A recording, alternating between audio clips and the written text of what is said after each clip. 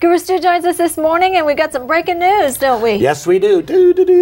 Come on, do it with me. Do it with me. Just stand. Well, there's a lot of talk these days. Right. Lots happening. A lot going on, and I thought I would come on today just to kind of talk about three things that are coming out that we're dealing with, or something that's happened that we need to be aware of, okay? The first one was, last few weeks we've been talking about breaches and security and that sort of thing, which is very important.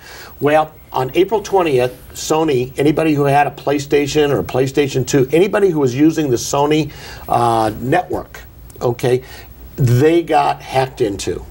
And that means that Sony had been working on it now for almost 6 weeks to get that network back up, and it's been up now. It got up around the end of May, and but we have to make sure people understand that if you had a credit card on file with them, that sort of thing, please take a moment and make sure that you've changed those card numbers, because once they get it, it's just a matter of time before we're going to start using that information. Right. If you haven't done anything, do something today. Exactly. Right? And Sony, you know, they took their time in doing this because they wanted to make sure that the network was done right.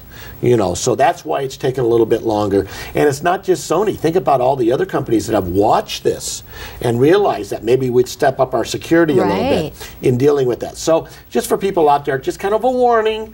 If you are on the Sony PlayStation Network, a lot of people have to use it to get their Netflix off their Sony machines and that sort of thing. Make sure you've changed your credit card information and you've updated that at this time, so you don't have to worry about getting oobled. You know what oobled is? Oobled. Yeah, that's when you get your credit card statement and you go, ooh. Oobled. Okay, the second story we want to talk a little bit about is now we're looking at our cell phones and our smartphones. The FCC is looking at the possibility of getting them to be able to send out text messages about local emergencies and national emergencies as well. So even if you don't have text message service, there will be a way that you will be able to get this information. So give me an example. What would happen? Okay, well, we've got monsoons coming up here. We've got monsoons, flash flooding, tornadoes, earthquakes, a meteor that's about to slam into the earth that they haven't told us about, you know, so we can run into our cave in Arkansas. You know, these things are going to happen. The thing that scares me about this, of course, our government is involved in doing this, right? How good is the government in doing anything, right? So what we have to worry about is what happens if that gets breached and they start sending out false warnings. Something to consider, something to think about. I think it's got its positives. It'd be great to know that there's a flash flood coming down the street. Or if your home is in line of a fire. Or there's 25 inches of snow coming in the next hour. Get your kids out of school. I think that's great. At the same time, if that gets hacked into, you know, we could be looking at a major nightmare there. So that would be the second story that we wanted to kind of talk about. Finally, everybody knows I have a pet peeve about kids using social networking. Well, sure, when you say kids, I think these social network sites should be for adults. Well, it should be for adults, but at the same time, they have found out that 7.5 million children are using Facebook underage. Facebook has Where are the parents? Where are the parents in this? Exactly right. You hear about all the cyberbullying that's going on, how kids are really getting emotionally screwed up because of what's going on their Facebook. They're building these relationships with these older people and they're flying across. I mean, you have to worry about the pedophile factor, but just the school factor. The peer pressure that these kids can feel by doing this social networking could cause a major, major issue. So again, folks, if you want to maintain some sense of parenting, make sure your children... Yeah, that's insane.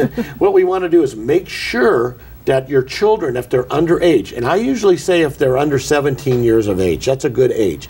If they're on Facebook... come on, Stu, though. You know those 15-year-olds are, you're right, feeling that peer pressure. You're not on Facebook. I've been watching the news, and I'm seeing these 15, 16-year-olds, 17-year-olds committing suicide. I know. You know, teen suicides are up. But but yet, how do parents? I mean, they have a hard enough time talking to their teens. Look at their grades. Okay. Okay, if their grades are going down, they used to be a good student and now they're not. If they're saying they're going to go see their friends and they're clear across town, not friends that they go to school with, you should ask them. Okay, Check so it just out. try to keep that open communication. I think Absolutely. is important. And it's important that parents need to be involved. This is a very dangerous thing for small kids. You know, and I've had parents come in and say, "Well, my kid's 8 years old. He's on Facebook." Right.